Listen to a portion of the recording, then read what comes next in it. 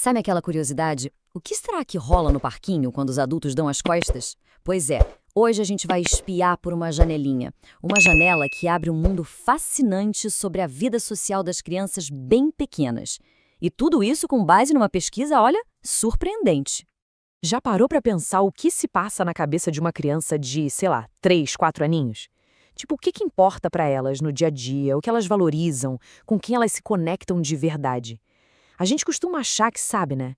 A gente observa e tira nossas próprias conclusões. Pessoal, passando aqui só para avisar que se esse conteúdo está te ajudando, me segue também no Instagram. Lá eu aprofundo ainda mais esses temas. Link do perfil na descrição e no primeiro comentário fixado. Mas é aí que a história fica boa, porque um pessoal lá em Sydney, na Austrália, resolveu fazer algo radical. Em vez de só observar ou perguntar para os pais e professores, eles foram direto na fonte. Eles colocaram a voz da criança bem no centro da pesquisa. A ideia era simples, mas genial. Entender a coisa toda pela perspectiva de quem está vivendo aquilo ali, dia após dia. Então, bora mergulhar nisso. Para entender de verdade como o ambiente faz a diferença na vida social dos pequenos, os pesquisadores pegaram 3 cenários, 3 mundos bem diferentes onde essas crianças passam tempo. Olha só que interessante. De um lado, a gente tem um programa terapêutico bem intensivo. O foco aqui é dar um suporte para famílias que estão passando por alguma dificuldade, sabe? As mães fazem terapia enquanto os filhos ficam brincando numa sala, com supervisão. E do outro lado, a pré-escola tradicional, aquela que a gente conhece bem, focada em educação, em brincadeira, onde as crianças ficam ali de 6 a 8 horas por dia sem os pais. E para fechar o trio, tinha um terceiro grupo. Era um grupo de brincadeiras com apoio. Pensa num meio termo, sabe? Um lugar onde pais e filhos brincam juntos, mas com a orientação de um educador. Então pronto, temos aí os nossos 3 mundos. E como a gente vai ver, 3 experiências bem, mas bem diferentes. Então, qual foi a primeira grande descoberta? Veio quando os pesquisadores começaram a ouvir o que as crianças falavam sobre as outras crianças. E olha, a diferença foi de cair o queixo. Foi gritante. Na pré-escola, o papo era um só. Amigos. Era o assunto principal. Crianças como a Molly, que está citada aí, deixavam isso claríssimo. Para elas, ir para a pré-escola era sinônimo de ver os amigos. A amizade não era só uma parte da coisa, era a coisa. Agora, segura aí e vamos para o outro extremo, o programa terapêutico. A história aqui é outra, completamente diferente. Nas conversas, a palavra amigo simplesmente não aparecia. Os colegas não eram um tema. Era como se essa parte do mundo delas não existisse na narrativa. E isso não era só impressão, não. Os pesquisadores observaram e confirmaram. A brincadeira era quase sempre solitária. Ou então, paralela. Sabe como é? Uma criança brincando aqui, outra ali do lado, mas sem interação. Elas brincavam ao lado, mas não juntas. E o mais impressionante, isso não mudou. Foram 11 meses de estudo e o cenário continuou o mesmo. Ok, isso já é bem forte. Mas tem mais. A segunda grande diferença apareceu quando o assunto foi os adultos. A pergunta era simples. Quando dá um problema, quando precisa de ajuda, para quem você corre?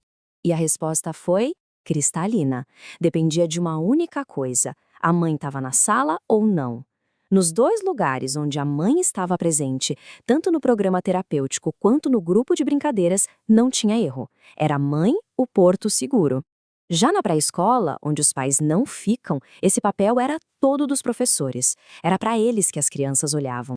E na pré-escola, o papel dos professores era muito bem definido por elas. Eles eram vistos como os mediadores, sabe? Os juízes da brincadeira. Eram eles que resolviam as brigas, que lembravam das regras e que, no fim das contas, garantiam que o parquinho fosse um lugar seguro para todo mundo poder interagir.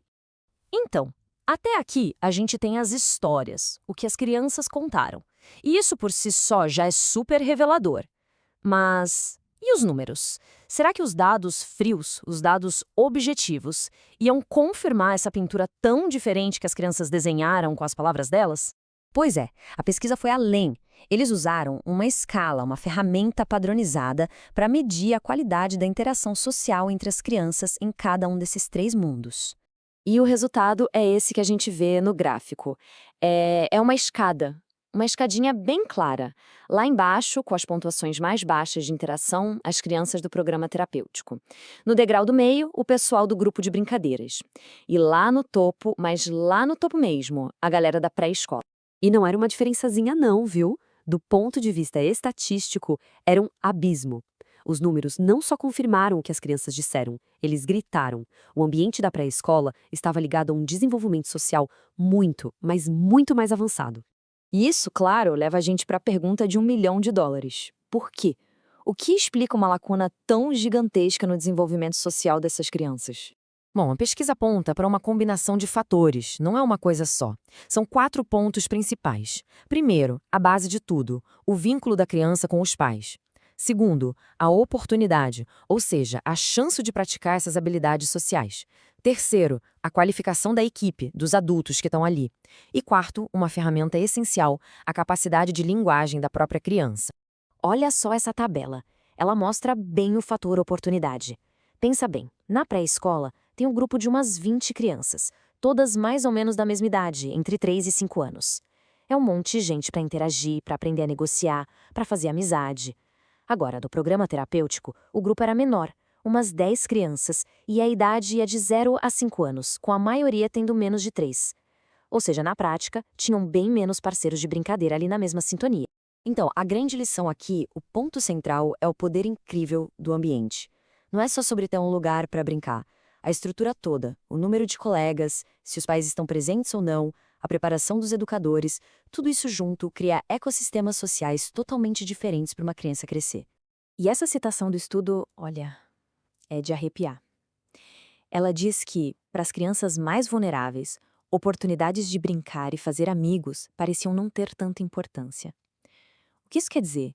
Que talvez para elas a necessidade de se sentir segura, de ter aquele vínculo forte com a mãe ou o pai, seja tão grande, tão fundamental, que acaba ofuscando todo o resto, inclusive a vontade de explorar o mundo com outras crianças.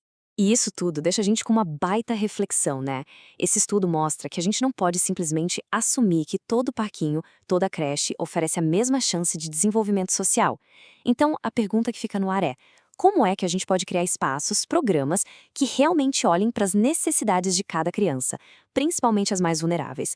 Como a gente garante que todo parquinho seja de fato um lugar onde se possa aprender essa arte tão essencial que é fazer um amigo?